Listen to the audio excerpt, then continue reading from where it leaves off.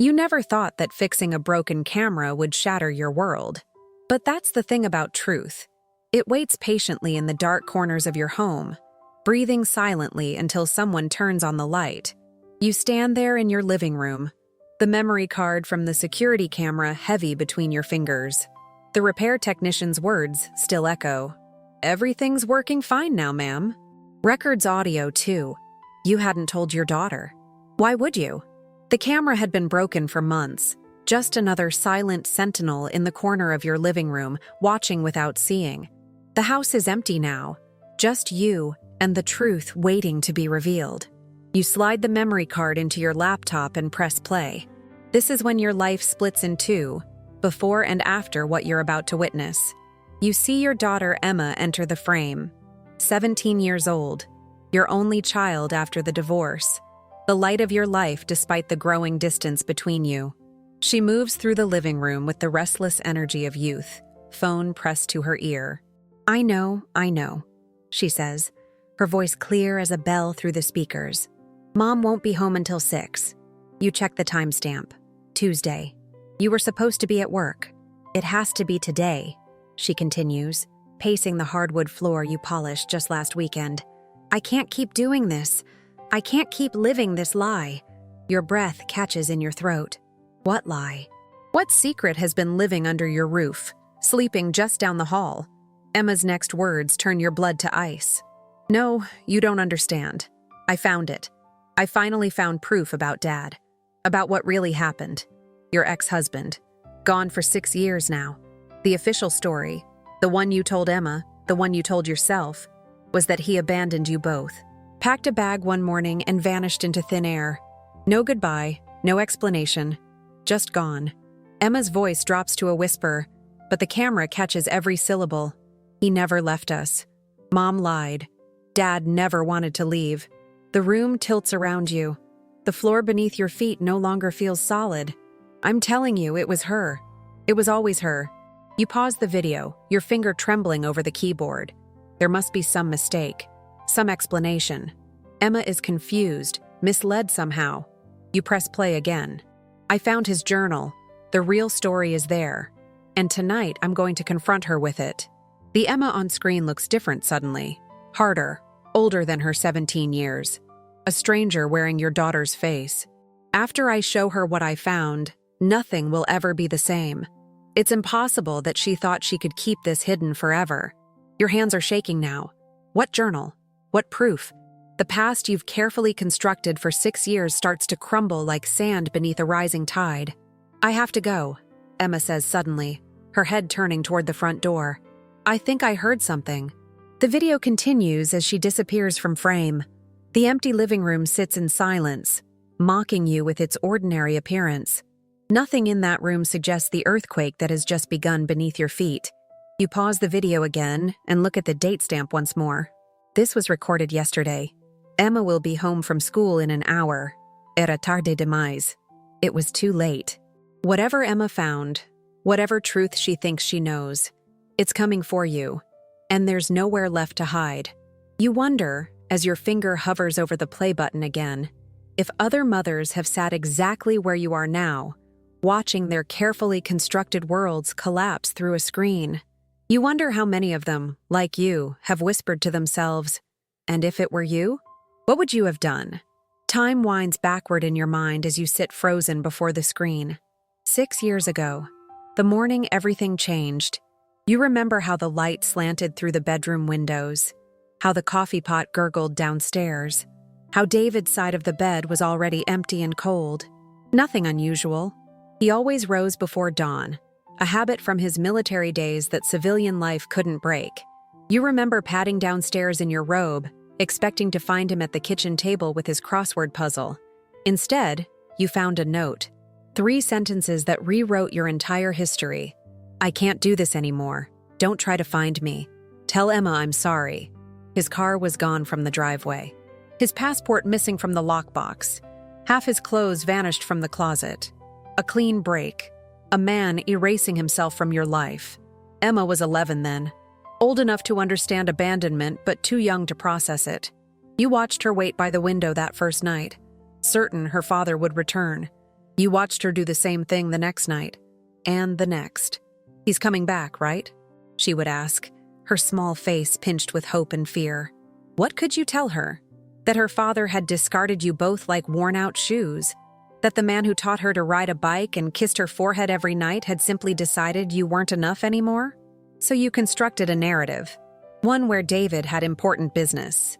One where there had been problems between the two of you that she was too young to understand. One where someday there might be answers. Weeks turned to months. Months to years. The questions came less frequently. The pain dulled to a background ache. You both learned to live around the David-shaped hole in your lives. You never dated again. How could you? Every potential relationship felt like treason against a marriage that never officially ended. David never filed for divorce, just disappeared like morning fog. Legally, he was still your husband. Emotionally, he was a ghost.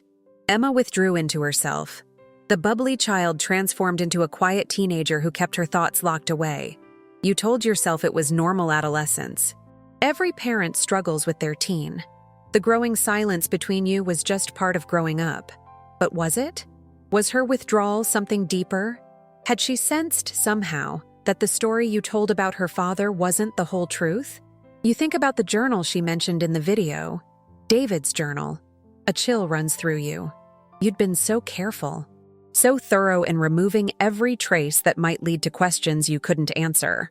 The laptop screen glows accusingly in the dimming afternoon light. Emma will be home soon. Emma with her questions and her proof and her righteous teenage certainty. You press play again. The video jumps forward. Emma reappears in frame, this time with her backpack slung over one shoulder. She's talking to someone else now, her voice lower, more intense. "I found where she hid the money too," she says. "The account information was in with his things. She thinks I don't know anything. But after tonight, everything changes." Money? What money is she talking about? The life insurance? But that was all legitimate. The police had declared David missing after a year. The insurance company waited another year before paying the claim. Everything above board. Everything legal. Everything necessary to keep a roof over your heads after he abandoned you. Emma's face on screen hardens with resolve. Dad didn't just leave us. He was trying to save us. From her. Your stomach lurches. The narrative is slipping away from you, the story you've maintained for 6 years, unraveling thread by thread. You close the laptop. You can't bear to watch anymore. Not yet. First, you need to find what Emma found. You need to see this journal, this supposed proof. You rise on unsteady legs. The house feels different now, hostile somehow. As if your home of 15 years suddenly contains hidden dangers, trapdoors, and secret passages you never noticed before. The clock on the wall ticks loudly. 45 minutes until Emma returns from school. 45 minutes to find what she found. 45 minutes to prepare yourself for the conversation that might destroy everything. Já não havia volta. There was no going back. You move through the house like a stranger, your fingertips brushing familiar surfaces that now feel alien. Emma's bedroom door stands slightly ajar at the end of the hall. You pause before it, heart pounding in your throat. You've respected her privacy for years now. A locked diary here, a password-protected phone there, the usual boundaries of adolescence. But this is different. This is survival. Her room is meticulously neat, unlike most teenagers. Bed made with hospital corners, books aligned by height on the shelves, desk organized with geometric precision. Emma has always craved order, especially after David disappeared. Control where she could find it. Where would she hide something she didn't want you to find? You start with the obvious places: under the mattress, behind the dresser, inside her pillowcase. Nothing. You check the hollowed-out book she's had since childhood, empty. The shoebox at the back of her closet, just old photographs. The loose floorboard beneath her rug, nothing but dust. Time ticks forward. 30 minutes now until she returns. Sweat beads at your hairline as panic rises. Then your eyes fall on her desk lamp, a heavy ceramic base shaped like a lighthouse. David gave it to her for her 10th birthday, the last one before he vanished. She's kept it all these years. You lift it, surprised by its weight. It feels Wrong. Unbalanced. You turn it over and notice the felt bottom has been removed and carefully reattached. Your fingers tremble as you peel it away. Inside the hollow base, you find a small leather-bound book. David's journal. The one he always carried but never let anyone read. The one you searched for frantically after he disappeared. The one you believed was gone with him. How did Emma find it? Where has it been all these years? You open it with shaking hands. David's familiar handwriting fills the pages, tight and precise like the engineer he was. You flip to the last entry, dated the day before he disappeared. I've made the final arrangements. The account in Grand Cayman is set up. The passports arrived yesterday. Tomorrow morning, I'll tell them everything and we'll leave. It has to be tomorrow. If I wait any longer, she'll find out. And if she finds out, the rest of the page is blank, as if he'd been interrupted mid-thought. Your mind reels. Passports? Plural? A foreign bank account? It sounds like he was planning to take Emma, to take your daughter and run. But why? And who was the she he feared would find out? You flip back through earlier entries, scanning frantically for context. Elle made contact again today. Says time is running out. Says they're getting suspicious. Elle? Who is Elle? Told M nothing. Better she doesn't know. Safer that way. For all of us. M, you. He's talking about you. Keeping you in the dark about something. The evidence is all there if anyone looks closely enough. The transfers, the shipments, the meetings. I was so careful, but there's always a trail. And if they follow it back to me, everyone I love is in danger. What transfers? What shipments? David was an architectural engineer. He designed office buildings and shopping centers. What dangerous secrets could possibly be lurking in the life you shared? You continue reading, pieces falling into place with sickening clarity. David had been involved in something illicit, something that frightened him enough to plan an escape. Not just for himself, but for Emma too. Without you. The final pages reveal a man unraveling from fear, paranoid ramblings about being watched, about phones tapped and cars following him, about decisions he regretted and couldn't undo. And then, the most chilling line of all. If anything happens to me, it will be her. I've left proof in the place only Emma knows. The place where butterflies sleep. You close the journal, mind spinning.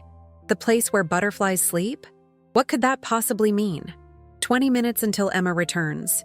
20 minutes to process that your husband didn't abandon you. He was planning to abandon you. To take your daughter and disappear.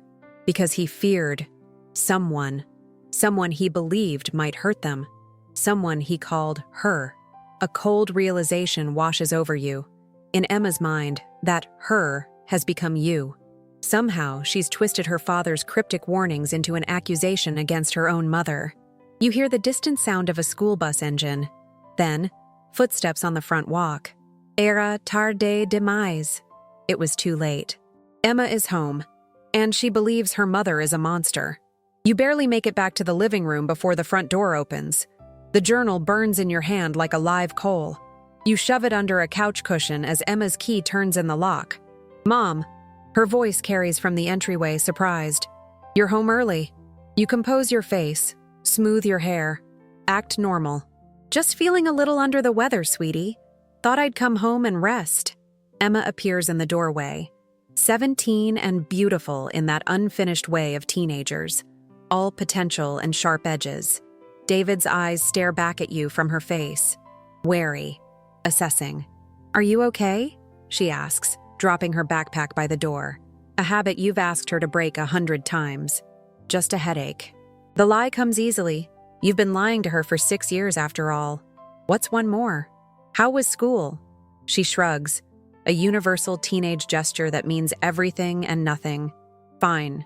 You watch her scan the room, her eyes lingering momentarily on your laptop on the coffee table. Does she know you've seen the video? That you've heard her plans? I'm going to my room, she says. Got a lot of homework. Emma, wait. The words escape before you can stop them. Can we talk for a minute? She freezes, one foot already on the stairs. Turns slowly. About what? About your father. About this journal you've found. About the lies you believe about me. The words crowd your tongue, fighting to break free. Just It feels like we haven't really talked lately. I miss you. Something flickers in her eyes. Doubt, perhaps? Or guilt? I'm right here, Mom. I haven't gone anywhere. Unlike your father, hangs unspoken between you. I know, but you search for words that won't betray what you know. You seem distant lately, like something's bothering you. She shifts her weight, adjusting the strap of her backpack. I'm fine. Just stressed about college applications. Another lie to add to the growing collection between you. If there's ever anything you want to talk about, anything at all, I'm here. She nods, already turning away. I know, Mom. Thanks. You watch her climb the stairs, disappearing into her room. The soft click of her door closing sounds like a prison gate slamming shut. You retrieve the journal from beneath the cushion, holding it like a bomb that might detonate at any moment. The place where butterflies sleep. What could David possibly have meant? Then it hits you. The butterfly garden. The small glass terrarium David built for Emma when she was 9. She'd been going through a butterfly phase, collecting specimens, studying their life cycles. He crafted a beautiful enclosure where she could watch caterpillars transform into chrysalides and finally emerge as butterflies. It sat on her bookshelf for years, long after her interest waned. You haven't seen it in ages. You listen at the foot of the stairs. The shower is running. You have a few minutes at most. Back in her room, you search frantically for the terrarium. Not on her bookshelves. Not in her closet. Where would she keep something so childish yet so precious? You drop to your knees, looking under the bed. There, pushed against the wall, is a storage container. You pull it out, lift the lid.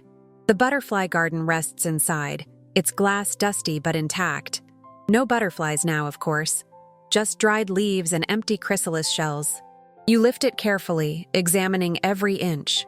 Nothing seems unusual until you turn it over. The wooden base has a small compartment, cleverly concealed within the design. You slide it open with your fingernail. Inside lies a small metal key and a folded piece of paper. You open the paper with trembling fingers. Coordinates. A string of numbers and letters that mean nothing to you, followed by what looks like a password. The key is small, like for a safe deposit box, but there's no indication of which bank, which country even. You hear the shower turn off. Quickly, you replace everything exactly as you found it, slide the container back under the bed, and slip out of the room just as the bathroom door opens. Back downstairs, your mind races. David left something for Emma. Something hidden. Something he believed would protect her from someone. Someone he feared. Someone he called her. You sink onto the couch, journal clutched to your chest. The security camera watches silently from the corner, its small red light blinking steadily. Recording. Always recording. You think again about the video. About Emma's certainty that her father never wanted to leave. About the money she claims to have found evidence of. What if the reason David disappeared wasn't what you thought? What if he didn't leave voluntarily? What if something, or someone, forced his hand? The doorbell rings, startling you from your thoughts. You weren't expecting anyone. Through the peephole, you see a man in a dark suit, official-looking, stern. Mrs. Carter? He calls through the door. Federal Bureau of Investigation. We need to speak with you about your husband, David Carter. Your blood freezes in your veins. Ja no havia volta. There was no going back now. You open the door with the journal hidden behind your back, heart hammering against your ribs. Mrs. Carter? The man flashes a badge. Agent Reynolds, FBI. Behind him stands a woman, also in a dark suit. Agent Diaz, according to her badge. May we come in? We have some questions about your husband. Ex-husband. You correct automatically, the lie now instinctive after 6 years. He left us a long time ago. That's actually what we need to discuss, Agent Diaz says, her voice gentle but firm. It's important. You step aside, letting them enter. What choice do you have? The journal feels like it's burning a hole through your back. You manage to slide it under a throw pillow as you gesture toward the couch. Emma? You call upstairs. I need you to stay in your room for a bit, okay? I have some visitors.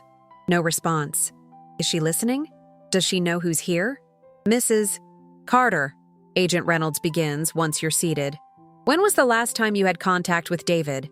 6 years ago, you reply. The day he walked out on us. I told the police everything back then. The agents exchange glances. And you've had no communication with him since? No messages, no calls, nothing unusual? You shake your head. Nothing. He vanished completely. This at least is true. Whatever David had planned, whatever escape he was organizing, you were never part of it. Mrs. Carter, Agent Diaz leans forward, her dark eyes intense. We have reason to believe your husband didn't leave voluntarily. We think he was involved in something dangerous, and that involvement may have led to his disappearance. A chill runs down your spine. What do you mean, didn't leave voluntarily? His clothes were gone. His passport. He left a note. A note that could have been written under duress, Reynolds says, or fabricated entirely. Your mind spins. If David didn't leave willingly, if he was taken, or worse, then Emma's accusations against you make even less sense. What was he involved in? You whisper. Another exchanged glance between the agents. Your husband was an architectural engineer, correct? Specialized in structural integrity for commercial buildings? You nod. We believe he may have been coerced into compromising certain structures, buildings he helped design, creating vulnerabilities that could be exploited. Exploited how? But even as you ask, you know, explosives, entry points, the kinds of things terrorists would pay for. That's classified, Reynolds says, confirming your fears without saying it outright. What matters is that we have evidence suggesting your husband was trying to get out, to stop cooperating, and that's when he disappeared. Do you think he's dead? The question escapes before you can stop it. Diaz's expression softens slightly. We don't know.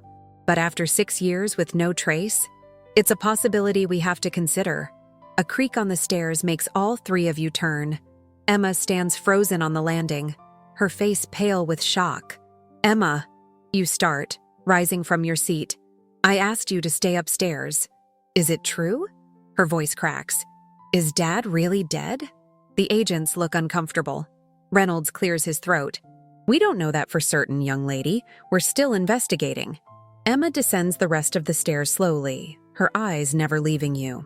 You said he left us. You said he chose to go. Emma, Mrs. Carter, Agent Diaz interrupts gently. We need to ask about any unusual communications your husband might have received before his disappearance. Any strange behavior. Meetings with people you didn't know. But you're barely listening. You're watching Emma's face as she processes the agent's words, watching her world shift on its axis, just as yours did when you watched the video. He was scared, Emma says suddenly. Both agents turn to her. Before he disappeared, he was always checking the windows, the doors. He made me promise never to post pictures online, never to tell anyone where we lived. You stare at your daughter. She never told you any of this. All these years she'd been carrying these memories alone. Did he tell you what he was afraid of? Diaz asks, her voice softening as she addresses Emma. Emma shakes her head. Just that there were bad people. People who might want to hurt us because of something he did. A mistake, he called it. You remember lines from the journal, the transfers, the shipments, the meetings, evidence that could lead back to him. Emma, you say carefully, did your father ever give you anything to keep safe? Something important? Her eyes flick to yours, then away. Too quick, too guilty. She knows about the key, the coordinates, the password. No, she lies. Nothing like that. Agent Reynolds pulls out a small notebook.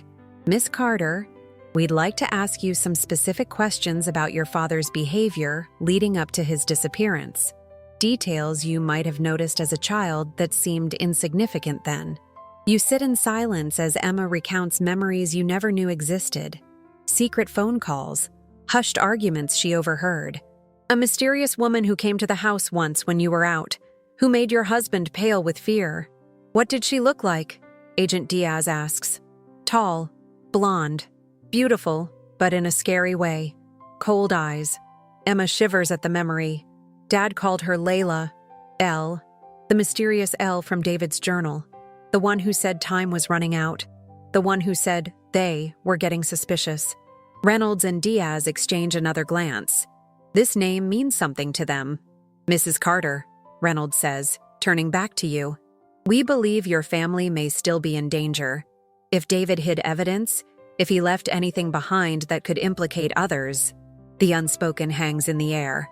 If Emma has the key, if she knows where the evidence is hidden, she could be a target. We'd like to place you both in protective custody while we continue our investigation.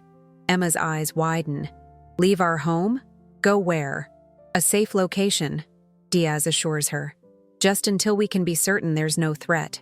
You look at your daughter, at the fear and confusion written across her face, at the secrets she's been keeping, at the accusations she was preparing to level against you. Can we have a moment? You ask the agents. To pack some things?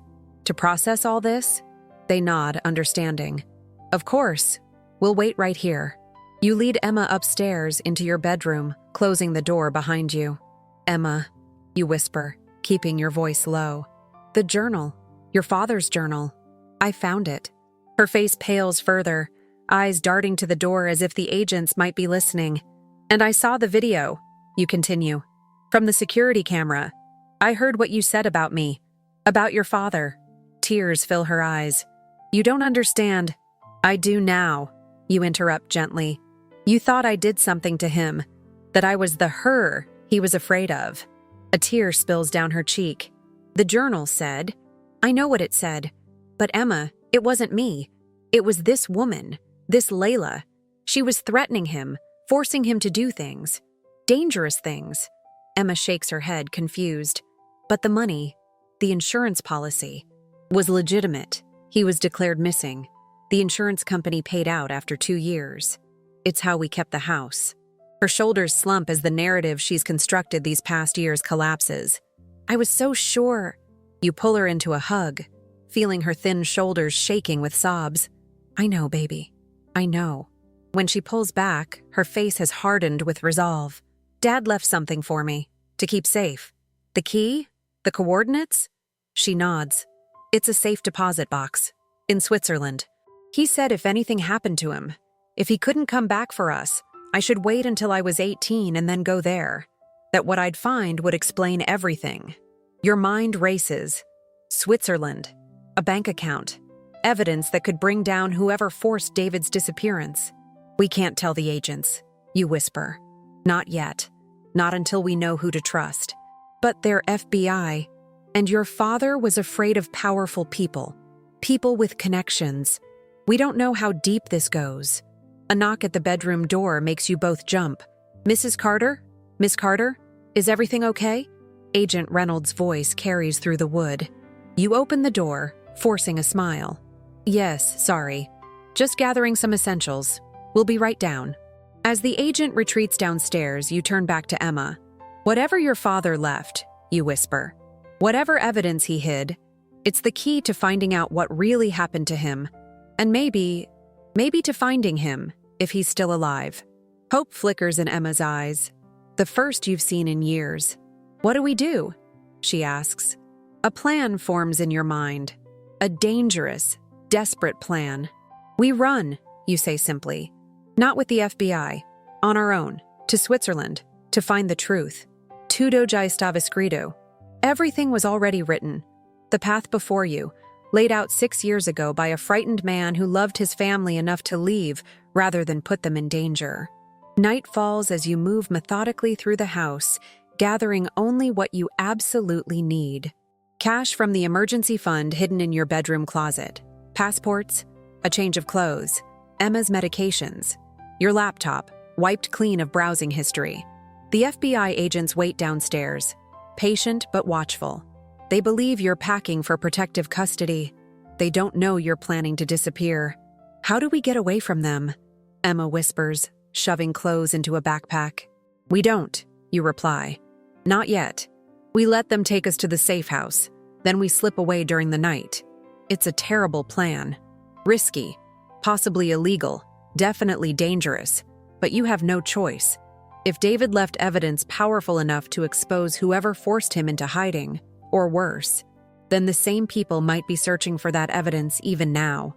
People who wouldn't hesitate to eliminate anyone who got in their way. including federal agents. You zip your bag closed, heart pounding. Where exactly is this safe deposit box? Zurich, Emma says, her voice steady despite the fear in her eyes. I memorized the address years ago. Banque Fédérale Suisse. Dad made me practice saying it until I couldn't forget. How long has she been carrying this secret? This responsibility? While you thought she was just being a typical moody teenager, she was guarding the key to her father's fate. Emma, you say softly, I'm so sorry. I should have noticed something was wrong. I should have asked more questions when he disappeared. I just accepted what seemed obvious. She meets your eyes, her own shimmering with unshed tears. I thought you knew. All these years, I thought you were part of it somehow. That's why I never said anything. The realization stings. Your own daughter believed you capable of harming her father, of driving him away, or worse. Mrs. Carter? Agent Diaz calls from downstairs. We really should get moving. Be right there. You call back, keeping your voice steady. You pull Emma close, whispering urgently in her ear. Listen to me. Whatever happens, whatever we discover in Switzerland, we stay together, no matter what. Promise me. She nods against your shoulder. I promise. You descend the stairs, bags in hand, faces composed into masks of compliant worry. The perfect picture of a mother and daughter heading into protective custody, not two fugitives planning an escape. All set? Agent Reynolds asks, standing from the couch. As ready as we'll ever be, you reply. Where exactly are you taking us? A secure location outside the city, Diaz says, deliberately vague. You'll be comfortable there while we continue our investigation. And how long will that take? Emma asks, her voice admirably steady. Reynolds shrugs. Hard to say.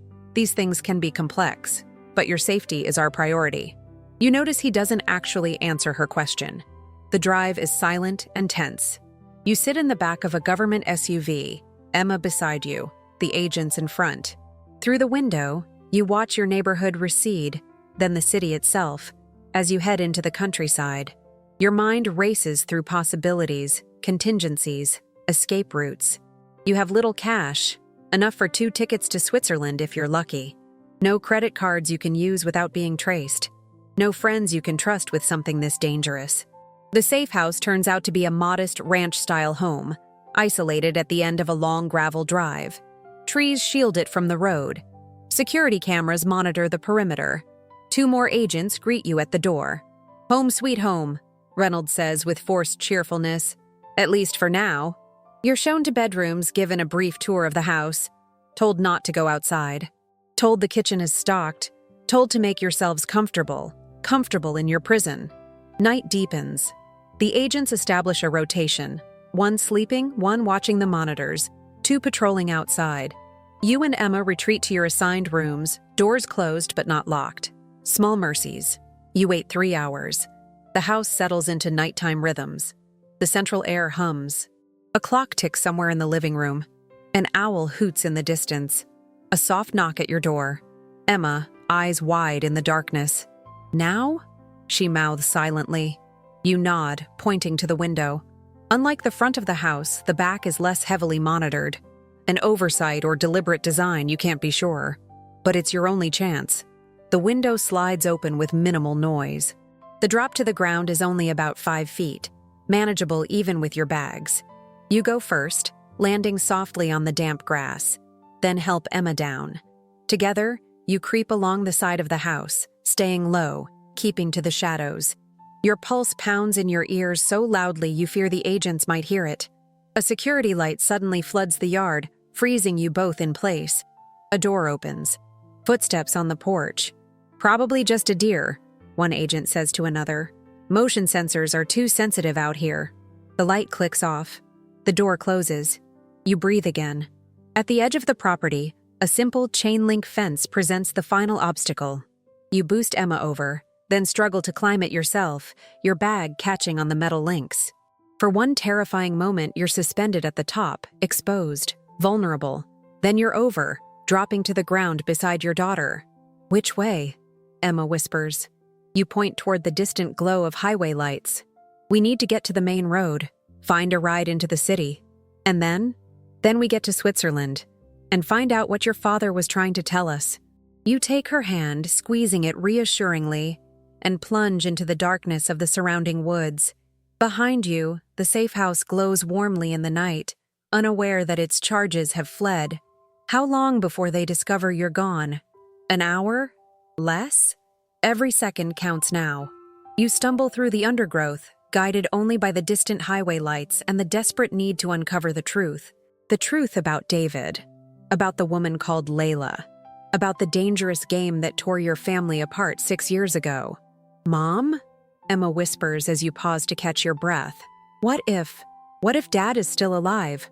What if he's been waiting for us all this time? The question pierces your heart. Hope is dangerous now. False hope. Deadly. One step at a time, you tell her, squeezing her hand again. First, we find the evidence. Then we find the truth. Whatever that truth might be. Tutto già stava scritto. Everything was already written. The path you now walk, laid out years ago by a man who understood the dangers better than you ever could. A man who tried to protect his family the only way he knew how, by disappearing. The airport buzzes with early morning travelers, a sea of faces moving with purpose, oblivious to the two fugitives in their midst. You clutch your coffee cup with trembling hands, watching the departure board through bloodshot eyes. 3 hours since your escape from the safe house. 3 hours of desperate movement. After fleeing through the woods, you'd flagged down a long-haul trucker at a highway rest stop. A middle-aged woman with kind eyes who asked no questions when you offered cash for a ride to the city. "Running from something, aren't you?" was all she'd said. And when you'd tensed, she added, "Don't worry, honey. Been there myself." Now here you sit, mother and daughter, waiting for a flight to Zurich that will either lead you to answers or to more questions, to salvation or to danger. "They'll be looking for us," Emma whispers, huddled beside you in the plastic airport chair. "The FBI. They'll know we're gone by now. They'll check the airports." You agree. But they'll be watching for 2 people, mother and daughter, traveling together. Emma's eyes widen with understanding. "We're not sitting together on the plane." You nod. "Different sections, different boarding times. We don't acknowledge each other until we land in Zurich." What if they've flagged our passports? They might have. But it takes time to get the paperwork through, especially internationally. We have a window, small, but it's there. The overhead speakers crackle to life. "Boarding will begin shortly for Swissair Flight 219 to Zurich. Please have your boarding passes ready." You squeeze Emma's hand one last time before standing. "Remember, we board separately. Don't look for me on the plane. Don't speak to me. When we land, meet me in the women's restroom nearest to baggage claim." She nods, suddenly looking very young and very scared. "Mom, what if we don't like what we find?" The question hangs between you, heavy with implication. What if David isn't the man you thought he was? What if the evidence he left behind reveals something unforgivable? What if he's truly gone, and this desperate journey leads only to heartbreak? "The truth is better than not knowing," you tell her, hoping you sound more confident than you feel. No matter what it is. You join the boarding line, conscious of every security camera, every official-looking person. Your passport is scrutinized, your boarding pass scanned. You hold your breath. The gate agent smiles. "Enjoy your flight, Mrs. Harper." The false name on your emergency passport, the one you'd kept hidden all these years, part of a contingency plan you never thought you'd use. David's voice echoes from the past. "Keep these somewhere safe, just in case. You never know when you might need to disappear." Had he known, even then? Had he been preparing, even before whatever went wrong finally went wrong? The flight is interminable. 9 hours of forced stillness when every cell in your body screams to move, to act, to find. You catch glimpses of Emma across the cabin, her face illuminated by the glow of the in-flight movie. She looks so much like her father in profile, the same determined set to her jaw, the same furrow between her brows when she's deep in thought. Zurich greets you with crisp mountain air and efficient Swiss precision. You follow the flow of disembarking passengers, alert for any sign of surveillance, any hint you've been followed. The women's restroom near baggage claim is quiet, almost empty at this hour. You wash your hands slowly, watching the door in the mirror. Emma enters a few minutes later, eyes darting nervously around the tiled space before landing on you. Relief floods her face. She rushes to you, wrapping her arms around your waist like she did as a child. "We made it," she whispers against your shoulder. "Halfway there," you correct gently. "Now we find the bank." Banque Federale Suisse sits in Zurich's financial district, an elegant stone building that speaks of old money and discretion. You stand across the street, studying its facade, gathering courage. "What if they ask for identification?" Emma frets, shifting from foot to foot. You pull out the key from the butterfly garden, turning it over in your palm. "We have this. And the coordinates. And the password. It has to be enough." Inside, the bank is hushed, reverent as a church. Marble floors gleam beneath crystal chandeliers. A security guard watches impassively as you approach the reception desk, where a young woman sits, impeccably dressed. "May I help you?" she asks in lightly accented English. "We need access to a safe deposit box," you say, keeping your voice steady. It's been a while since the account holder was here." "Of course. The account number, please?" Emma steps forward, reciting the string of numbers and letters she memorized years ago. The coordinates that weren't coordinates at all, but an account identification. The receptionist types the information into her computer. Her expression reveals nothing, but she reaches for her phone. "One moment, please." Your stomach tightens. Is she calling security? The police?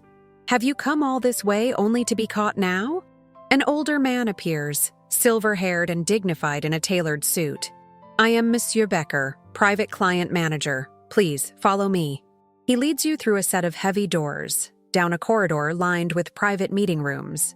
"The account you've inquired about has special instructions," he explains as he ushers you into one of the rooms. It has not been accessed in 6 years. The room contains only a polished table and 4 chairs, a secure keypad by the door. "I will need the key," Monsieur Becker says, extending his hand. Emma looks to you, uncertain. You nod encouragingly, and she places the small metal key in his palm.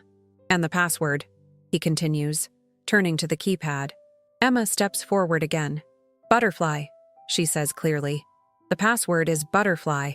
Monsieur Becker enters the code, slides the key into a hidden lock. The far wall shifts, revealing a recessed safe. He opens it with practiced movements, removes a metal box, and places it on the table. "I will leave you in privacy," he says. "Press the button by the door when you wish to leave." The door closes behind him with a soft click. You and Emma stare at the box, neither moving to open it. "This is it," Emma whispers. "Whatever Dad wanted us to find, it's in there." You reach for the lid with trembling hands. Inside lies a sealed envelope, a USB drive, and a small velvet pouch. You open the envelope first, unfolding several pages of handwritten text. David's handwriting. His last message to you both. "My dearest Emma and Marie," it begins. "If you're reading this, then I've failed. I've failed to protect you from the consequences of my mistakes. I've failed to find a way back to you. And for that, I am more sorry than words can express." Emma leans against you, both reading together, hearts pounding in unison. What I'm about to tell you will sound impossible. You may not believe it at first, but every word is true, and the evidence is on the USB drive enclosed with this letter. 5 years ago, I was approached by a woman named Layla Voss. She claimed to represent a private security firm with government contracts. They needed someone with my expertise in structural engineering to consult on a classified project. The money was extraordinary. The prestige, undeniable. I agreed. Only later did I discover the truth. They weren't strengthening buildings against attack. They were identifying vulnerabilities, creating backdoors, mapping points of structural weakness that could be exploited with minimal explosive material for maximum damage. By the time I understood what I was part of, I was in too deep. They had compromising photos, doctored documents, enough fabricated evidence to make it appear I'd been a willing participant from the beginning. When I threatened to go public, Layla made it clear they would destroy not just me, but you as well, Emma. And you, Marie. You pause, the words blurring as tears fill your eyes. All these years, you'd believed he'd chosen to leave, that your marriage, your family, hadn't been enough to keep him. The truth is so much worse, and somehow better. I made a decision then. The letter continues. I would appear to cooperate while secretly gathering evidence of their operation. Names, dates, bank transfers, recordings, everything I could access without raising suspicion. It took months, but eventually I had enough to expose them completely. The plan was simple. Secure the evidence in this safety deposit box, return home to collect you both, and disappear until the information could be safely released to the right authorities. But they discovered what I was doing before I could get back to you. I had only enough time to leave the note, the false note, making it appear I'd abandoned you voluntarily. Better you believe I was a coward than know the truth and try to find me. Better they believe I'd run than suspect I had evidence against them. Emma makes a small, broken sound beside you. He was protecting us, she whispers. All this time. You continue reading, each word a knife to your heart. I don't know if I'm still alive as you read this. I hope I am. I hope somehow I found my way back to you through other means. But if not, if this letter is all that remains of me, then I need you to know how deeply, completely I love you both. You were everything to me. You still are. The USB drive contains all the evidence. The names of everyone involved, the buildings compromised, the money trail, everything needed to bring them down. But be careful. These people are powerful, connected. Trust no one until you're absolutely certain they're not involved. There's one last thing. The pouch contains new identities for both of you. Use them if you must. Disappear if you have to. Your safety matters more than justice for me. All my love, for always, David. The letter falls from your hands, drifting to the table like a leaf in autumn. Emma is crying silently beside you, tears tracking down her cheeks in glistening trails. You reach for the USB drive with unsteady fingers, turning it over in your palm. Everything David discovered. Everyone responsible for tearing your family apart. All the evidence needed to find justice, or revenge. What do we do now? Emma asks, her voice small in the quiet room. Before you can answer, your phone vibrates in your pocket. A text message from an unknown number. Don't use the hotel Wi-Fi. Don't trust the agents. They found you in Zurich. Get out now. L. Layla? The same woman who threatened David, who helped force him into hiding, or someone else entirely. Tudo já estava escrito. Everything was already written. A path laid out years ago, leading you here, to this moment, to this impossible choice. The text message glows accusingly on your phone screen. How could anyone know you're here? Who is this mysterious L, ally or enemy? Your mind races through possibilities as you gather the contents of the safe deposit box with frantic movements. Mom? Emma's voice trembles. What's wrong? You show her the message, watching her face pale. We need to leave, now. You secure the USB drive in your inner jacket pocket, tuck the letter and fake identities into your purse. Together, you press the button by the door. Monsieur Becker appears almost instantly, his expression still professionally neutral. Is everything satisfactory? He inquires. Yes, thank you, you reply, forcing a calm you don't feel. We're finished here. He escorts you back through the corridor, past the reception area, to the bank's ornate entrance. As the heavy glass doors swing open, you scan the street for threats, for watchers, for any sign of the danger promised in the text. Nothing seems amiss. Tourists snap photos of the historic financial district. Business people hurry past with purposeful strides. A street vendor sells roasted chestnuts from a cart. You take Emma's hand, squeezing it reassuringly. Act normal, you whisper. We're just tourists, sightseeing. You stroll casually away from the bank, fighting the urge to run. Every instinct screams for flight, but running would only draw attention. You need to blend in, to disappear in plain sight. Where are we going? Emma asks, matching your pace. Away from our hotel, you reply. If they know we're in Zurich, they might know where we're staying. You duck into a busy department store, weaving through perfume counters and clothing displays. Through the plate glass windows, you watch the street for followers. Nothing obvious. No one paying particular attention to you. The agents, Emma says suddenly. The FBI agents who came to our house? Do you think they were real? The question hits you like a physical blow. You hadn't even considered it. I don't know, you admit. They had badges, but Dad's letter said these people had connections everywhere. Government connections. Your phone vibrates again. Another text from the unknown number. Train station. Locker 437. Key under bench nearest ticket window 3. 1 hour. Who is this person? Emma asks, reading over your shoulder. How do they know so much about us? About where we are? I don't know, you say again, the phrase becoming a mantra of uncertainty. But they knew about the agents. They knew we were here. It could be a trap. Yes, but it could also be help. You nod, weighing impossible options with too little information. Your father's letter said not to trust anyone. But someone's trying to help us, Emma insists. Someone who signed their message, L. Her eyes widen with sudden realization. Mom, what if it's Layla? What if she's trying to help us now? The same Layla who threatened your father, who might have been responsible for his disappearance. Why would she help us? Emma shakes her head, frustrated. I don't know. Guilt? Redemption? Maybe she's being threatened too now. Your phone buzzes a third time. Decision time, Marie. Trust me or don't, but decide quickly. The use of your name sends a chill down your spine. Whoever this is knows you, personally. Knows Emma. Has been watching you both. We need to see what's in that locker, you decide finally. But we'll be careful. Extremely careful. The train station teems with travelers, announcements echoing off the vaulted ceiling in multiple languages. You locate ticket window 3, then the nearest bench. Emma keeps watch while you casually bend down, fingers searching the underside of the wooden slats. There, a small key taped securely to the wood. You palm it smoothly, continuing your movement as if adjusting your shoe.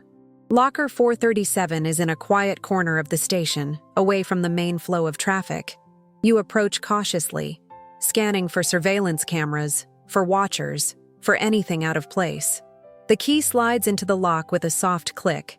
Inside the locker sits a single burner phone, sleek and black.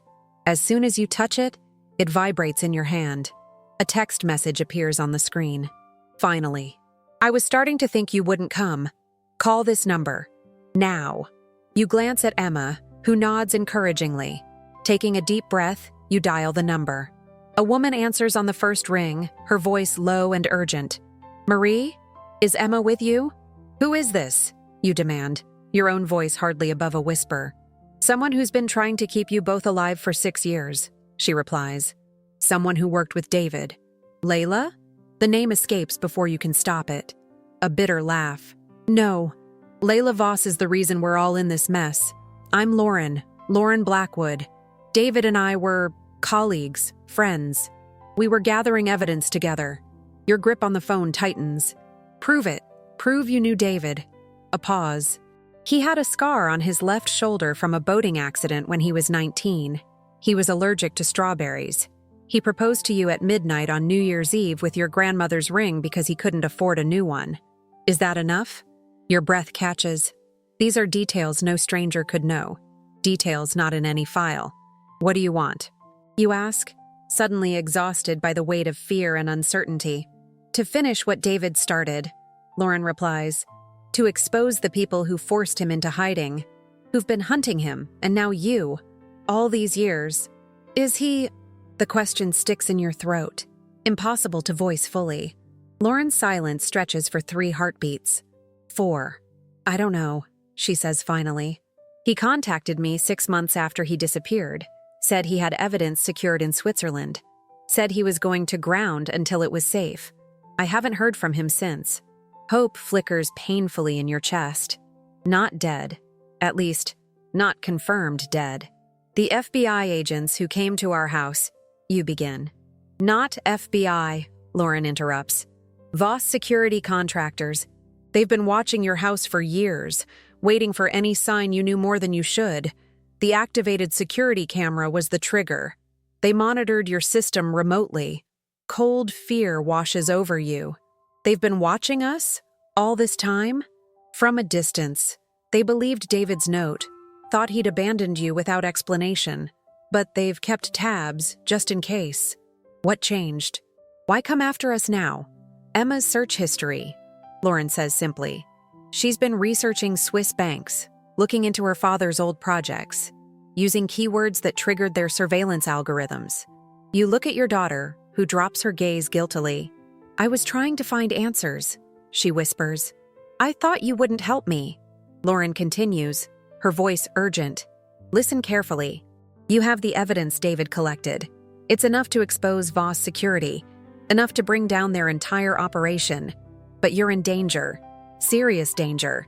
They know you've accessed the safety deposit box. They're closing in. What do we do? You ask, clutching Emma's hand so tightly she winces. There's a train leaving for Geneva in 30 minutes. Platform 9. 2 tickets are waiting for you under the name Schaefer. In Geneva, go to the Café du Lac by the waterfront. I'll have someone meet you there, someone who can get you and the evidence to safety.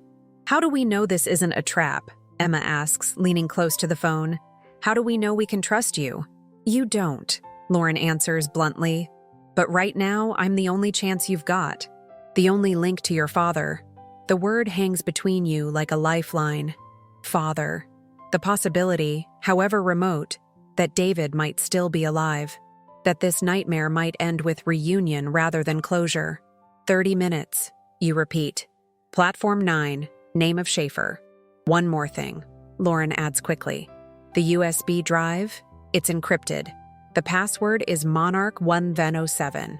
David said Emma would understand. Emma gasps softly beside you. My first butterfly, she whispers. A monarch. I found it on November 7th. Dad helped me mount it for my collection. Another detail no stranger could know. No one but David. The call ends abruptly, leaving you standing in the echoing train station, clutching a burner phone and the fragile thread of hope. Do we go? Emma asks, her voice small but determined.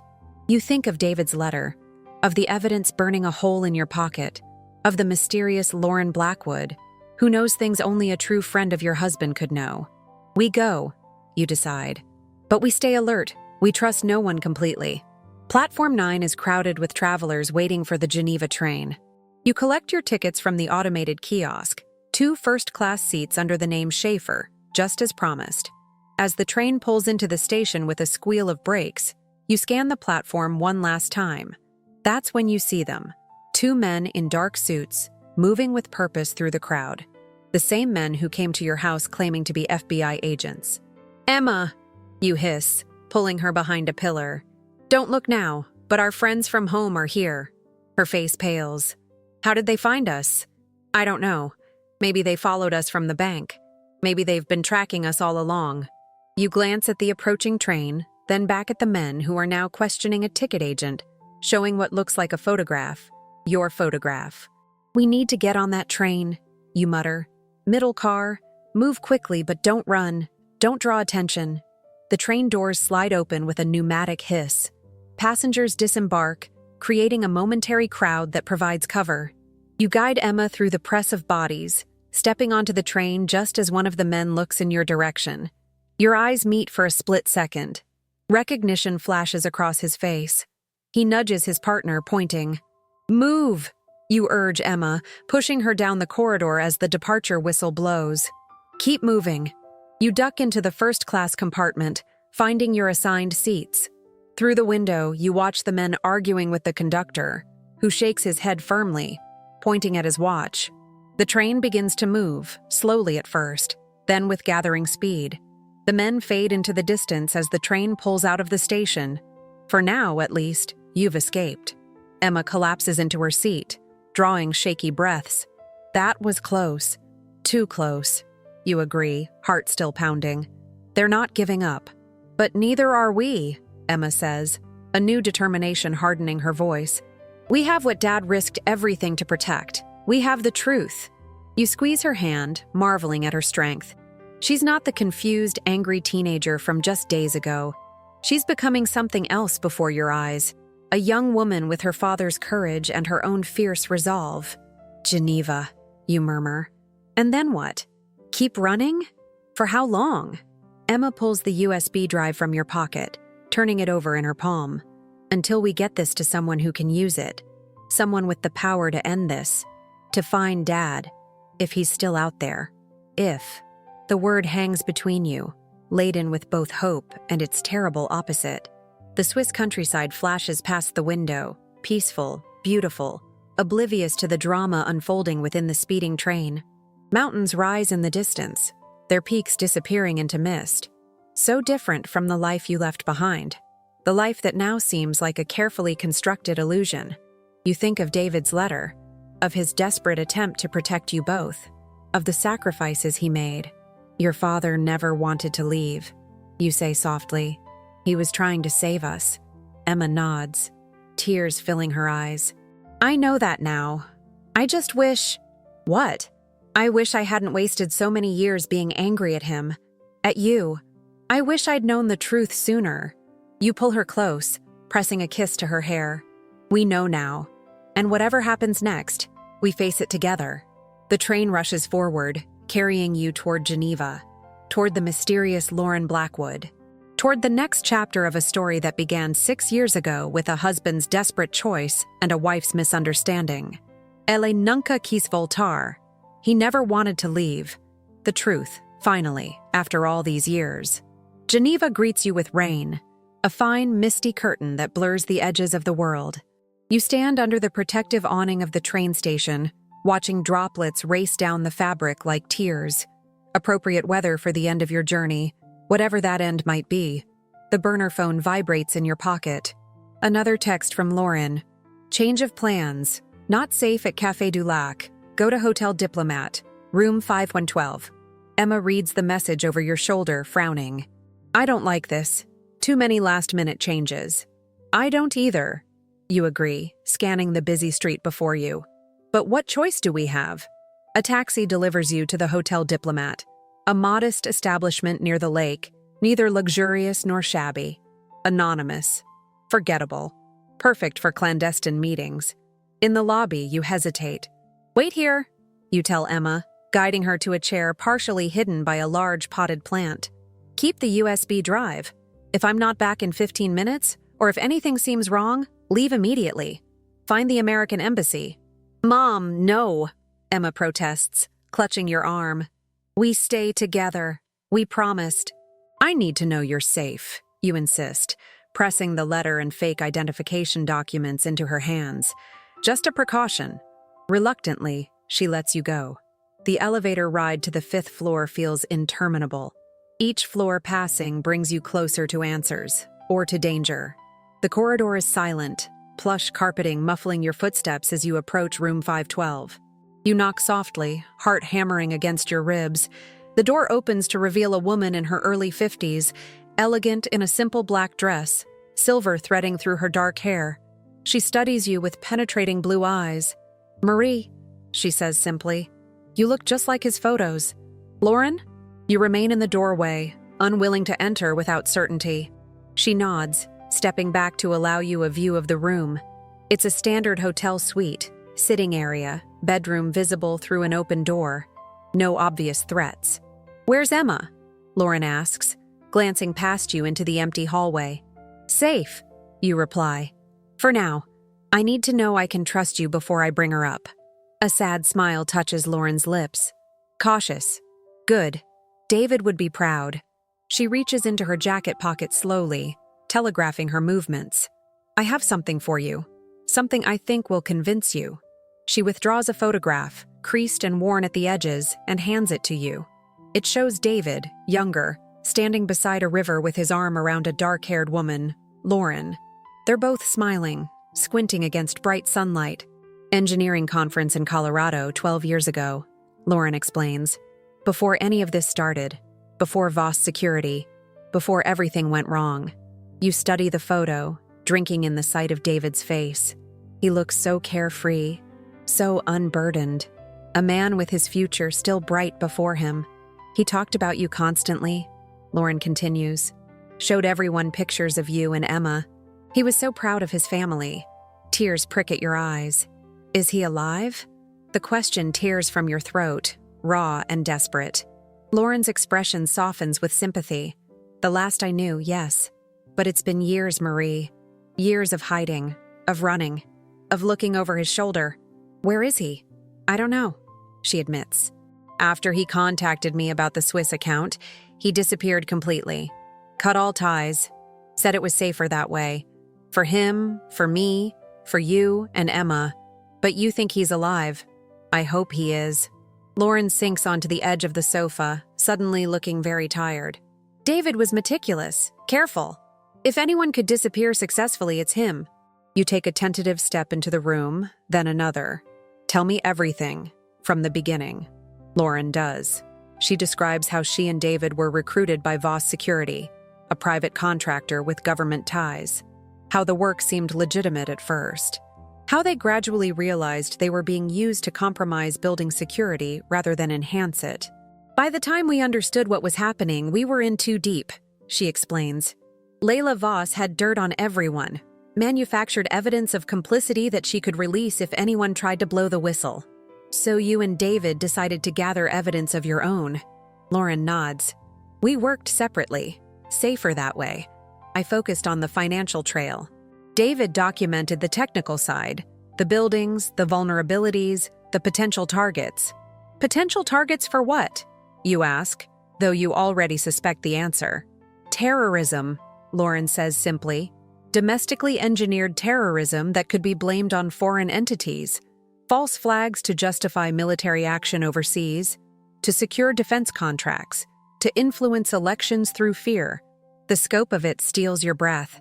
Not just corruption or greed, but a conspiracy with global implications.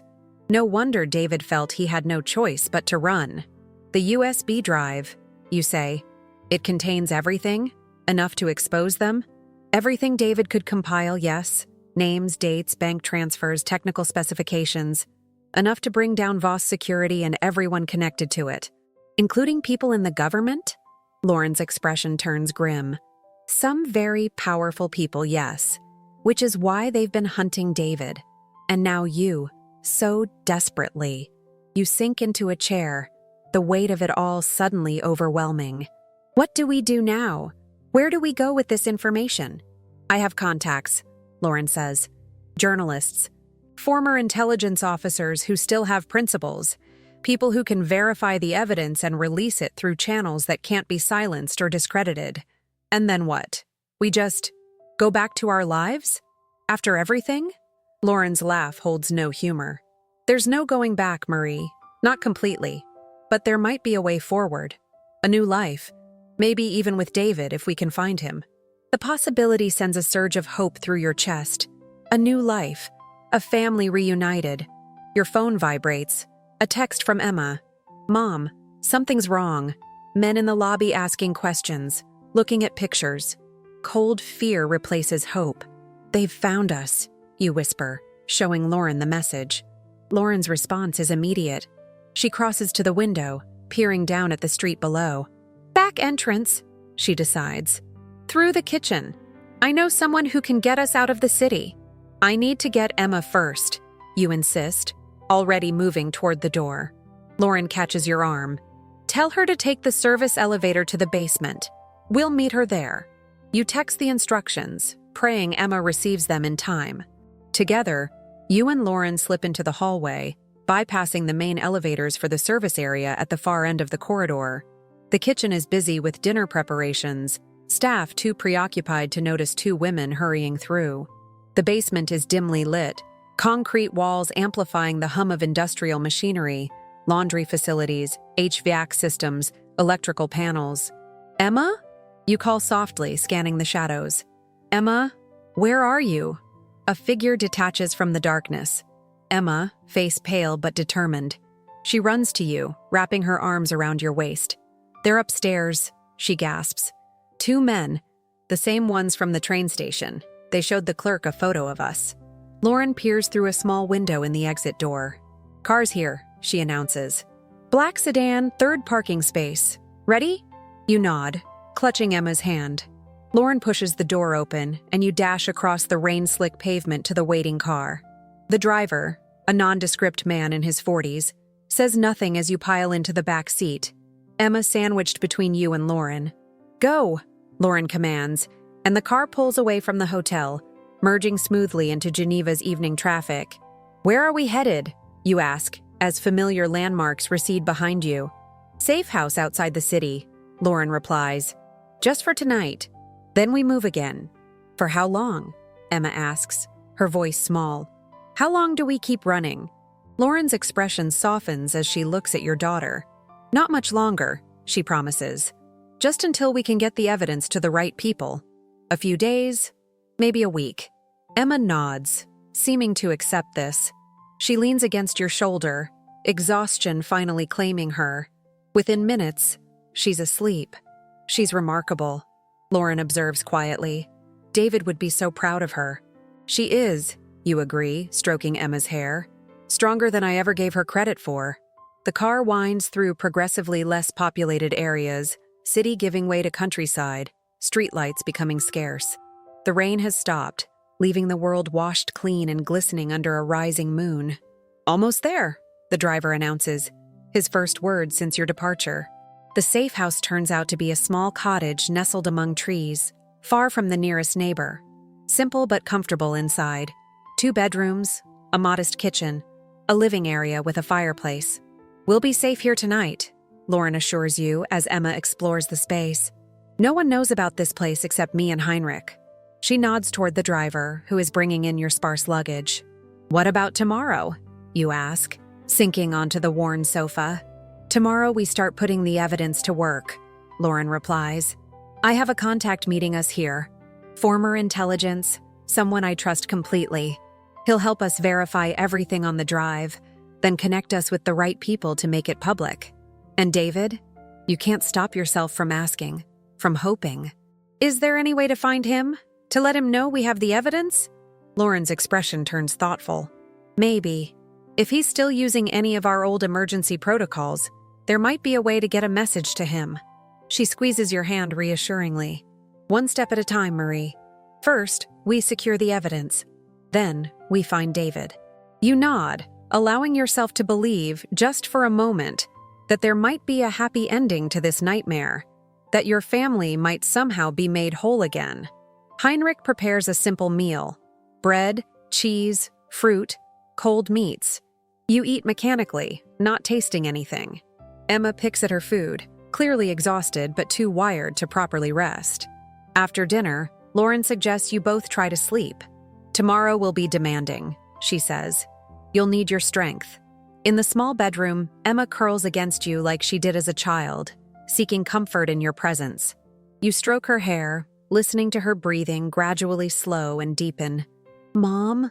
she whispers, just as you think she's drifted off. "Do you think we'll ever see Dad again?" The question pierces your heart. "I hope so, baby," you reply softly. "I really hope so. I miss him," she confesses. "Even after all these years, even when I was angry at him, I still missed him every day."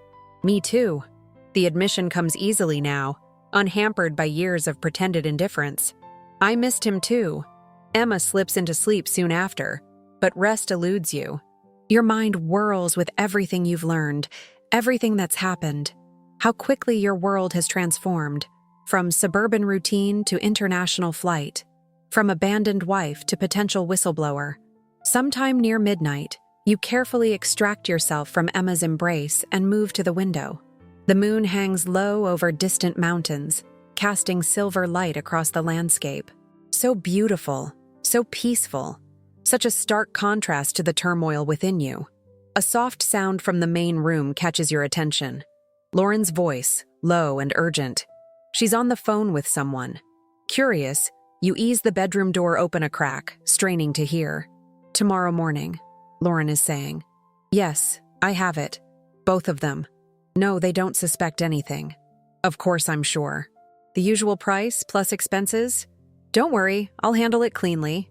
Cold dread pools in your stomach. The words are innocuous enough, but something in Lauren's tone sets off warning bells. You close the door silently, mind racing. What if Lauren isn't who she claims to be? What if this entire scenario, the fortuitous text messages, the convenient escape routes, the safe house, has been an elaborate trap? What if you've delivered yourself and Emma, along with David's evidence, directly into enemy hands? You glance at your sleeping daughter, at her trusting face softened by slumber. You've promised to protect her, promised to keep her safe. With trembling hands, you reach for the burner phone Lauren gave you. One last desperate gamble. You type a message to the only number programmed into the device. If you're really David's friend, what was our dog's name? The one who died when Emma was 5? The reply comes almost instantly. You never had a dog. Emma is allergic to pet dander. David mentioned it often. Relief floods through you, so intense it makes you dizzy. A test Lauren has passed without hesitation. But still, those overheard words gnaw at you. Another text to Lauren. Who were you just talking to? I heard you on the phone. Long seconds pass before the reply appears. My contact for tomorrow. Former MI6. He's arranging secure transport for after the meeting. Plausible. Reasonable. But that phrase, I'll handle it cleanly, still troubles you. You peer through the window again, noting the position of the car, the layout of the grounds, possible escape routes if needed, just in case. Sleep finally claims you near dawn, a restless slumber filled with fragmented dreams. You wake to sunlight streaming through the curtains and the smell of coffee brewing. Emma is already up, her side of the bed empty. You find her in the kitchen with Lauren, both bent over a laptop on the table. Mom! Emma looks up, eyes bright with excitement. We did it! We accessed the drive! Lauren's smile seems genuine as she turns to you. Your daughter is quite the computer whiz. The encryption was complex, but she navigated it perfectly. You accept a cup of coffee from Heinrich, who moves silently around the kitchen. And? What did you find? Everything, Lauren says simply. Names, dates, bank transfers, technical specifications for at least 12 major buildings across 3 continents. Audio recordings of meetings. It's all here. Enough to expose them? To bring them down? Lauren nods. More than enough. David was thorough. Relief washes through you, followed immediately by a new anxiety. What happens now? Now we wait for my contact, Lauren replies. He should be here within the hour. Then we start the process of verification and controlled release. The hour passes with agonizing slowness. You shower, change into fresh clothes provided by Lauren. Try to quiet the persistent unease that still troubles you despite everything. A car crunches on the gravel driveway outside. Lauren moves to the window, peering through the blinds. He's here, she announces, turning to you with a smile that doesn't quite reach her eyes. Let's finish this. The front door opens. You rise from the couch, expecting to greet Lauren's mysterious contact. Instead, a familiar figure steps into the cottage. Tall, blonde, beautiful, but in a scary way. Cold eyes. Layla Voss. The world seems to stop rotating on its axis as you stare at the woman from David's journal. The woman he feared. The woman who might have been responsible for his disappearance. Hello, Marie, Layla says smoothly. And Emma. How lovely to finally meet you both. You turn to Lauren, betrayal burning like acid in your throat. Lauren won't meet your eyes. I'm sorry, she whispers. They have my daughter. You've led us quite a chase, Layla continues, moving into the room with predatory grace. But then, Carters have always been resourceful. Like father, like daughter. She smiles coldly at Emma, who shrinks back against you. Where is he? You demand, your voice steadier than you feel. Where's David? Layla's smile widens. Ah, the million-dollar question. Where indeed? Heinrich appears behind Layla, his previously nondescript features suddenly menacing. He's holding a gun. The USB drive, Layla says, extending her hand. Give it to me, and perhaps we can negotiate terms. I don't have it, you reply, thinking quickly. It's hidden. Somewhere you'll never find it. Layla sighs, as if dealing with a particularly stubborn child. Marie, let's not make this more unpleasant than it needs to be. The drive, now. Emma steps forward suddenly, her chin raised in defiance. I know where my dad is, she announces. And I won't tell you until you let us go. Layla's eyebrows rise in genuine surprise. Do you now? How interesting. She studies Emma with new intensity. And what makes you think he's still alive to be found? Because I heard him, Emma replies, her voice unwavering. On the security camera, the day before you came to our house. Your heart stops. What is Emma talking about? There was nothing on that recording about David. Nothing about him being alive. Show me, Layla demands. Emma pulls out her phone, tapping the screen with steady fingers. She turns it toward Layla, who bends slightly to view it. In that split second of distraction, Emma acts. She brings her knee up hard, catching Layla squarely in the face. The woman staggers back with a cry of pain and surprise. "Run!" Emma shouts, grabbing your hand and pulling you toward the back door. Heinrich raises his gun, but Lauren, in a move you never expected, throws herself at him, knocking his aim wide. The shot goes wild, splintering wood near the ceiling. You and Emma burst through the back door, sprinting toward the tree line. Behind you, shouts and another gunshot echo across the clearing. The forest envelops you, dense underbrush tearing at your clothes as you run blindly forward. Emma's hand remains locked in yours, pulling you along, setting the pace. "This way," she gasps, veering left toward what looks like a denser patch of forest. "How do you know?" You pant, struggling to keep up. "I memorized the map on the kitchen wall," she replies. "There's a road about 1/2 kilometer this way." Pride surges through your chest, even amid the terror. Your brilliant, resourceful daughter. David's daughter in every way. You crash through the trees, branches whipping at your face, roots threatening to trip you with every step. The sound of pursuit grows fainter behind you. Or perhaps that's just the blood pounding in your ears, drowning everything else out. Finally, mercifully, you break through to a narrow dirt road. A road that seems to lead nowhere in particular. "Now what?" you gasp, bent double and fighting for breath. Emma looks up and down the empty road, desperation creeping into her expression for the first time. "I don't know," she admits. I thought..." The distant sound of an engine cuts her off. A vehicle approaching. You pull Emma back toward the tree line, ready to hide again. But something stops you. Some instinct. Some faint, fragile hope.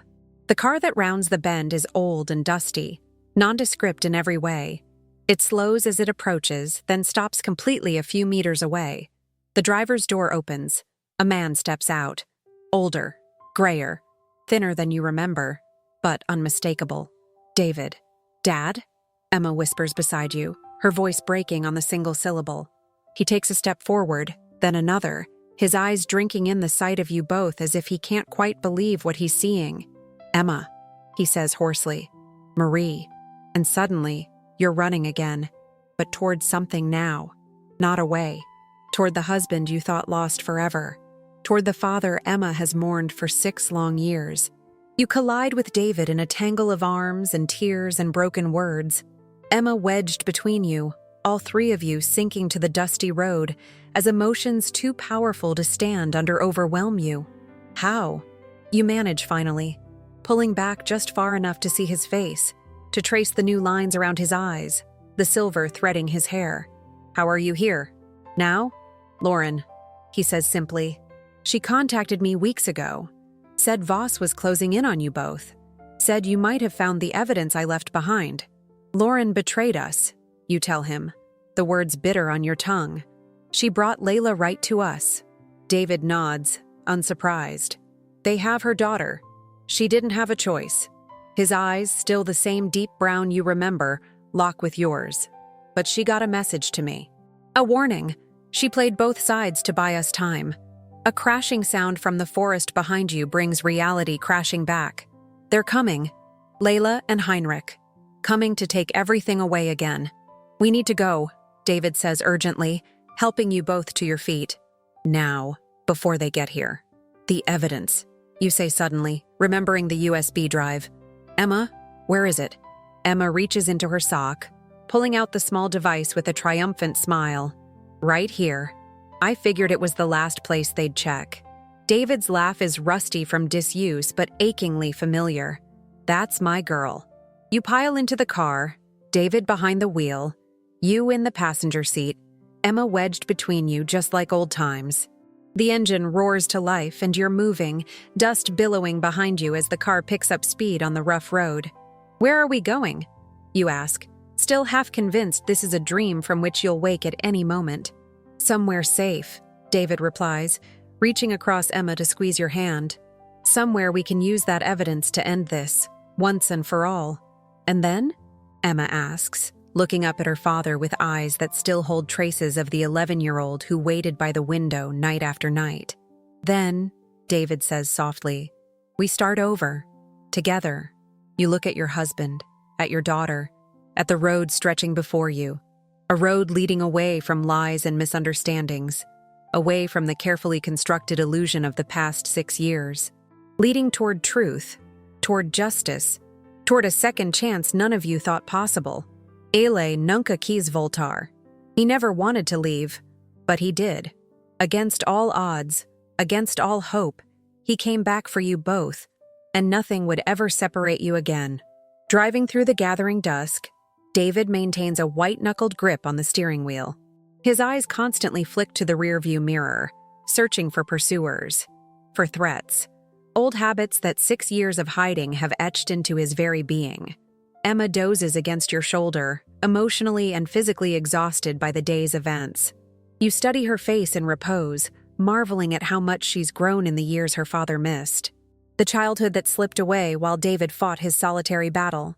I never stopped looking for a way back to you both, he says suddenly, his voice low to avoid waking Emma. Never. Not for a single day. I thought you'd chosen to leave, you admit, the confession painful even now. That we weren't enough. His hand finds yours across the seat, fingers intertwining. You were everything. That's why I had to go, to keep you safe. But you never told me what was happening. You never gave me the chance to help, to face it with you. I couldn't risk it. David sighs, a deep weariness in the sound. Layla made it clear what would happen if I involved you, if I tried to warn you. So you left that note, made it look like abandonment. He nods, pain etching new lines around his mouth. Better you think me a coward than know the truth and try to find me. Better they believe I'd run in shame than suspect I had evidence against them. And the insurance money? You ask quietly. You knew they'd declare you missing eventually. I hoped it would help you keep the house, keep some stability for Emma. His thumb traces gentle circles on your palm. Was it enough? We managed, you tell him. We survived. Just survived. Not thrived.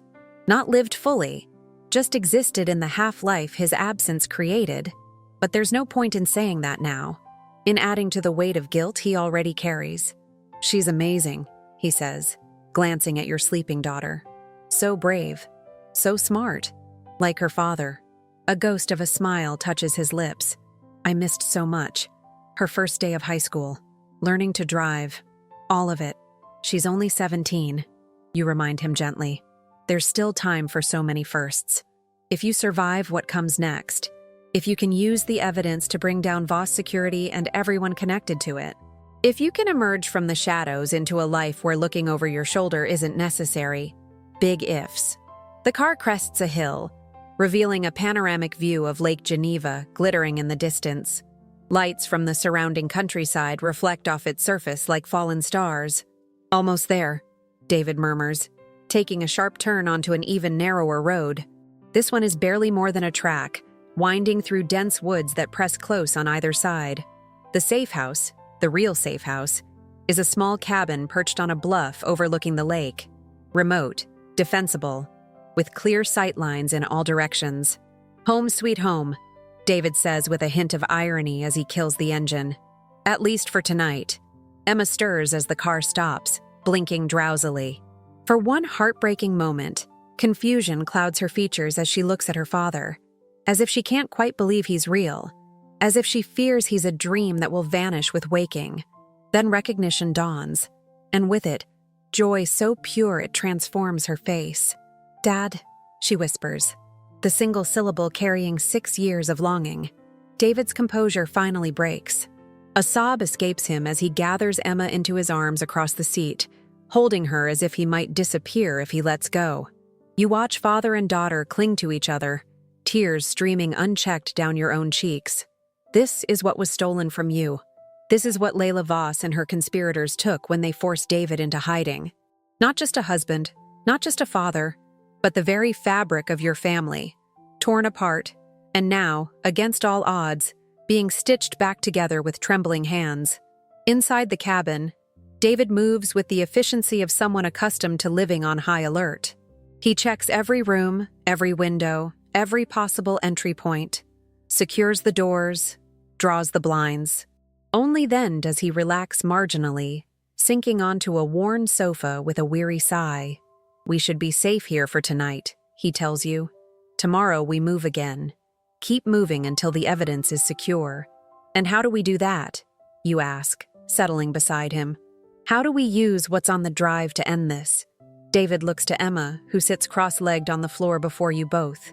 "The encryption is complex," he says, "designed to be broken only by someone who knows exactly what to look for." "I already broke it," Emma says simply, "at the other safe house, with Lauren. The password was Monarch 107. David's eyebrows rise in surprise.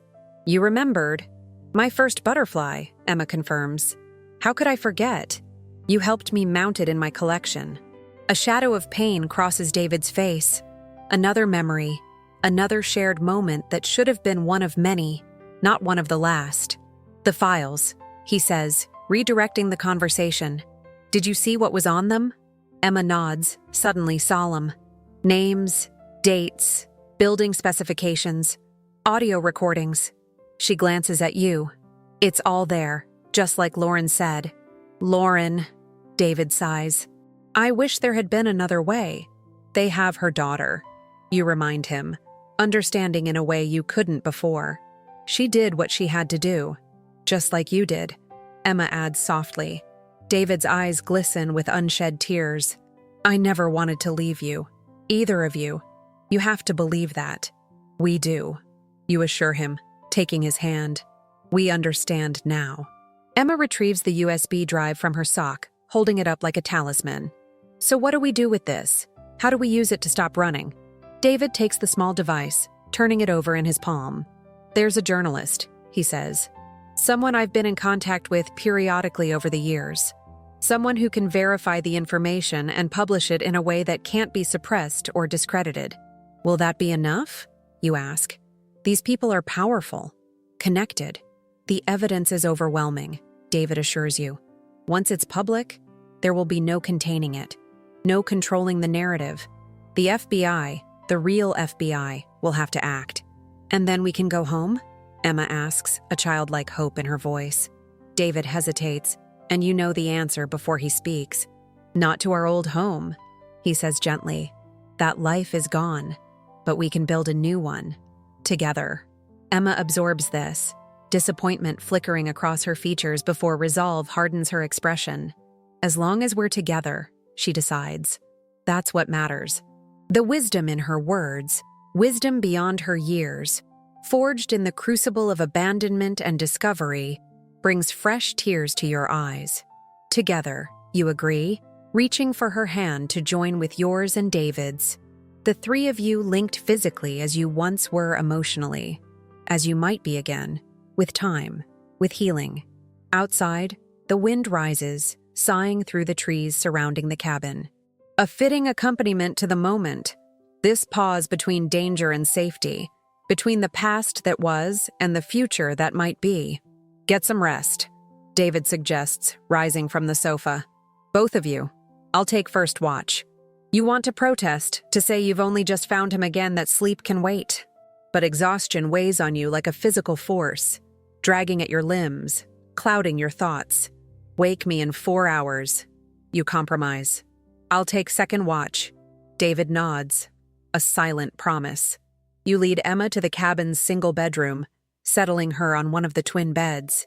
She's asleep almost before her head touches the pillow, the emotional toll of the day finally claiming her completely. You lie on the other bed, watching your daughter's peaceful face in the moonlight filtering through the window. But sleep eludes you despite your exhaustion. Too many thoughts, too many emotions, too much still unprocessed. After an hour of restless turning, you rise and pad back to the main room. David sits by the window, a silhouette against the night sky. He turns as you approach, arms opening in silent invitation. You go to him without hesitation. fitting yourself against his side as naturally as if 6 years hadn't passed since you last touched. His arm encircles your shoulders, drawing you close. "I missed you," you whisper, the words wholly inadequate for the ocean of loss between then and now. "Every day." "I was there," he replies, his voice low and rough with emotion, "watching from a distance when I could, making sure you were safe. It was the closest I could come without putting you in danger." The thought of him nearby all those years, seeing but unseen, present but apart, breaks your heart anew. "All that time," you murmur. "All those years we could have had together." "We have now," David reminds you, pressing a kiss to your hair. "And tomorrow, and all the days after that if we're careful, if we do this right. If. Always if. The future conditional rather than certain. But it's more than you had yesterday. More than you dared hope for this morning. Emma thought I was involved somehow," you tell him, needing him to understand what his absence created. "She found your journal, read your warnings about her. She thought you meant me." David closes his eyes, pain etching deep lines around his mouth. "I never imagined. I should have been clearer. Should have found some way to tell you both the truth." "You did what you thought was right," you assure him. "What you thought would keep us safe. And instead, I nearly destroyed you both." You shake your head against his shoulder. "We survived. We're here. And now we have a chance to make it right." Dawn finds the three of you gathered around the cabin's small table, a map spread before you, plotting routes and contingencies. The journalist David mentioned is in Berlin, a significant journey from your current location, with countless opportunities for discovery along the way. "We should split up," David suggests. "I'll take the evidence, make contact with Johannes. You two head south into Italy. I'll join you once it's done." "No," Emma says immediately, her voice brooking no argument. "We stay together. No more separation." You meet your daughter's eyes across the table, seeing the steel beneath the surface, the determination not to lose her father again, not when she's only just found him. "Emma's right," you tell David. "We face this together, as a family." He looks from you to Emma and back again, conflict clear in his expression. Then, slowly, he nods. "Together," he agrees, "but it increases the risk." "Some risks are worth taking," you say simply. The journey to Berlin takes 3 days.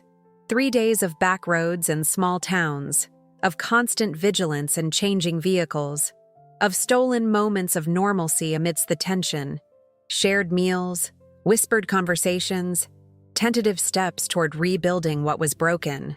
Johannes Meyer, the journalist David has trusted with your future, turns out to be a burly man with kind eyes and a no-nonsense demeanor. He reviews the evidence with meticulous care, asking pointed questions, taking copious notes. "This is substantial," he acknowledges finally, looking up from his computer. "More than substantial. Explosive."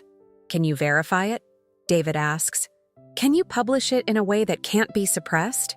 Johannes nods slowly. "I have contacts who can confirm much of this independently, and I have arrangements with multiple outlets in different countries to publish simultaneously. Once it's out, it's out. There will be no containing it." "How long?" you ask. 48 hours, Johannes replies. "Maybe 72. I need to be thorough. Need to make sure every claim is bulletproof. 2 or 3 more days of hiding, of looking over your shoulders, of wondering if Layla Voss and her people are 1 step behind you, or worse, 1 step ahead. And then?" Emma asks, giving voice to the question you all share. Johannes's expression softens as he looks at your daughter. "And then the world changes," he says simply. "For a lot of powerful people. For you. The final day is the longest. You've moved again, to a small apartment in a nondescript building in Berlin's outskirts. Anonymous. Forgettable. Your 4th location in as many days." David paces restlessly, checking his phone every few minutes for word from Johannes. Emma sits by the window watching the street below with the vigilance of someone twice her age. You move between them, touching a shoulder here, offering a word of reassurance there, trying to be the calm center in the storm of anticipation.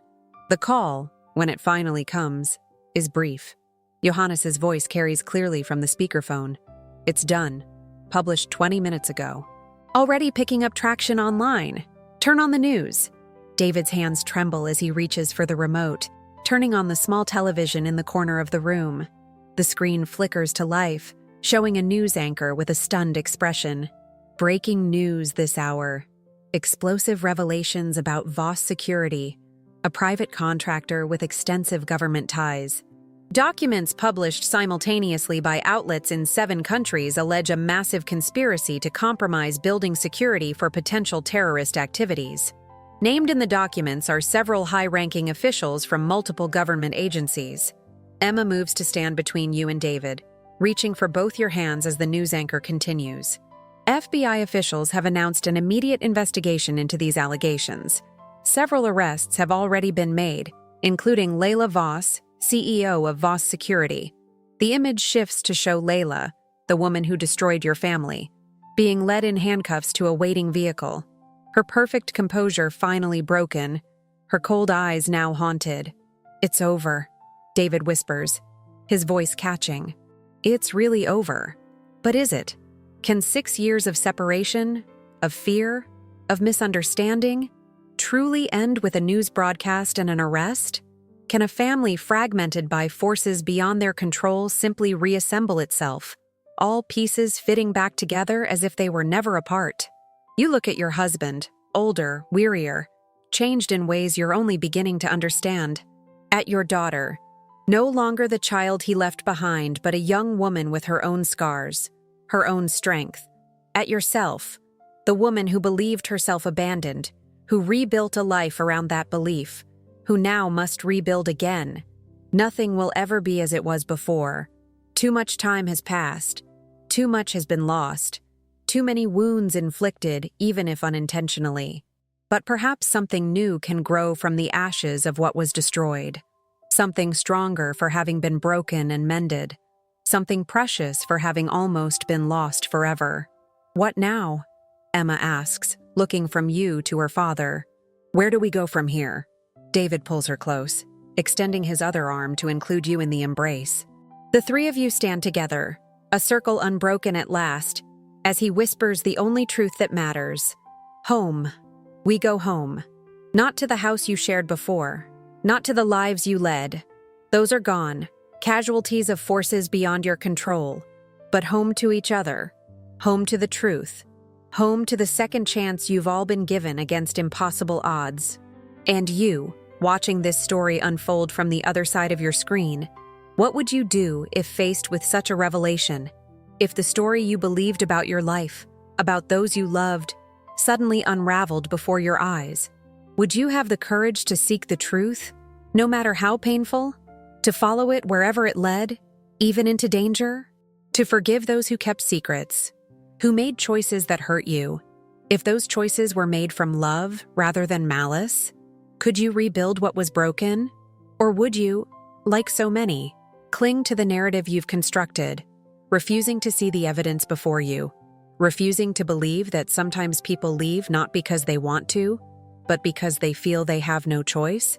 These are the questions that haunt the spaces between families, the silences that stretch across dinner tables, the words left unsaid because they're too difficult to voice.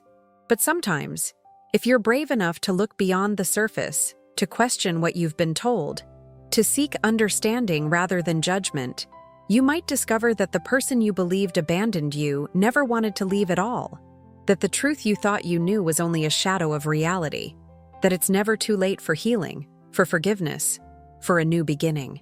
If this story touched something in you, if it made you wonder about your own hidden truths, your own family mysteries, don't let that feeling fade. Explore it. Follow it. Share it with others who might be carrying similar questions in their hearts. Subscribe for more stories that peel back the layers of human experience, that expose the raw truth beneath polished appearances, that remind us all that even in our darkest moments, hope remains possible. Because in the end, that's what this channel is about. Finding the light in the darkness, the truth behind the lies, the way back home when all paths seem lost. And remember, some people never want to leave. They're forced away by circumstances beyond their control. by fears too great to voice, by loves too deep to risk. Era tarde demise. It was too late. But maybe, just maybe, it's not too late for you.